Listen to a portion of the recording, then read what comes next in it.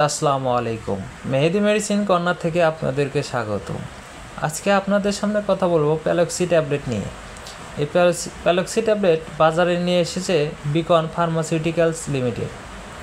এই প্যালক্সি ট্যাবলেট খাবে যেসব গর্ভবতী মেয়েরা গর্ভকালীন সময় অনেক বমি করে, বমি ভাব হয়, তাদের জন্য বেশি কার্যকরী এই প্যালক্সি ট্যাবলেট। তাৎক্ষণিক ও বিলম্বিত বমির উদ্রেক ও বমি প্রতিরোধ, অনিয়ন্ত্রিত বমি ও বমি প্রতিরোধে এই প্যালক্সি ট্যাবলেট ব্যবহার করা হয়। অস্ত্রোপচারের পরবর্তী বমির ক্ষেত্রেও এই বমি প্রতিরোধে ব্যবহার করা হয়। কেমোথেরাপি ও রেডিওথেরাপি ও ইমিটোজেনিক থেরাপির পরেও এই বমি